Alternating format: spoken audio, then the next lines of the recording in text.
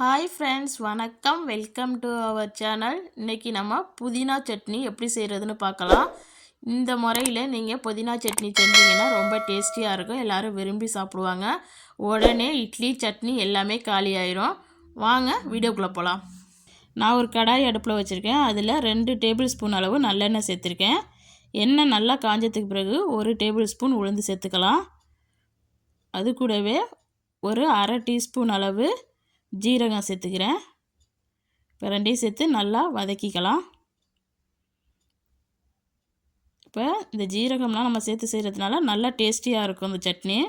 இப்போ ஒரு medium size வெங்காயத்தை கட் பண்ணிவிட்டு சேர்த்துருக்கேன். நீங்கள் சின்ன வெங்காயம் கிடச்சிச்சின்னா அதையும் யூஸ் பண்ணிக்கலாம். அது இதோடு நல்லா டேஸ்டியாக இருக்கும். இப்போ இதையும் சேர்த்து நல்லா வதக்கிக்கலாம். இப்போ அது கூட ஒரு 5 பல் பூண்டையும் சேர்த்து வதக்கிக்கிறேன். 2 பீஸு இஞ்சி சேர்த்துருக்கேன் சின்ன பீஸாக. ஒரு 5 பச்சை மிளகாய் சேர்த்துருக்கேன். உங்கள் காரத்துக்கு ஏற்ப நீங்கள் கூடவோ குறைச்சே சேர்த்துக்கலாம். இப்போ எல்லாத்தையும் சேர்த்து வதக்கிக்கலாம். பாருங்கள், வெங்காயம் இந்த அளவுக்கு வதங்கிடுச்சு. இப்போ நம்ம இது கூட புதினா சேர்த்துக்கலாம்.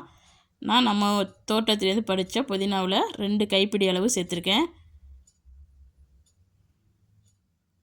இந்த மாதிரி 2 கைப்பிடி சேர்த்துருக்கேன். இப்போ இதை சேர்த்து நல்லா வதக்கிக்கலாம்.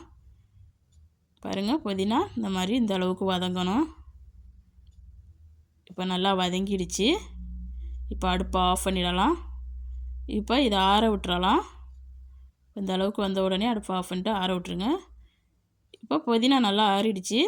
இப்போ நம்ம இதை மிக்ஸி ஜாருக்கு மாற்றிக்கலாம். இப்போ நான் மிக்ஸி ஜாருக்கு மாற்றிட்டேன். அது கூட ஒரு 4 டேபிள் ஸ்பூன் அளவு தேங்காய் சேர்த்துருக்கேன்.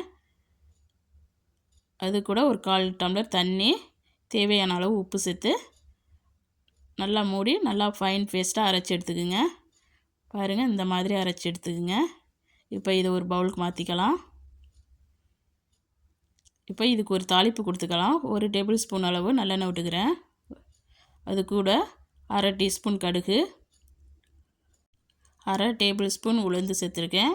இப்போ நல்லா இது கடுகு பொரிஞ்சு வரட்டும். 2 காஞ்ச மிளகாய் சேர்த்துருக்கேன். இப்போ நல்லா இது கலர் சேஞ்ச் ஆகிடுச்சு. இப்போ இதை எடுத்து நம்ம சட்னி கூட சேர்த்துக்கலாம். இப்போ சட்னி கூட சேர்த்துட்டு நல்லா மிக்ஸ் பண்ணிக்கோங்க. இப்போ நம்ம சுவையான புதினா சட்னி சூப்பராக ரெடி ஆகிடுச்சு. பார்க்கும்போதே எவ்வளோ கலர்ஃபுல்லாக இருக்குது பாருங்கள். இந்த மாதிரி புதினா சட்னி செஞ்சு கொடுத்தீங்கன்னா உடனே சட்னி காலியாகிடும்.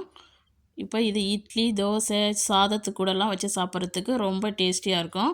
இந்த வீடியோ பயனுள்ளதாக இருக்கும்னு நம்புகிறேன். இந்த வீடியோ பிடிச்சிருந்துச்சுன்னா இந்த வீடியோக்கு ஒரு லைக் கொடுங்க. மறக்காமல் என் சேனலை சப்ஸ்கிரைப் பண்ணி வச்சுக்கோங்க. இந்த வீடியோ பார்த்த அனைவருக்கும் நன்றி.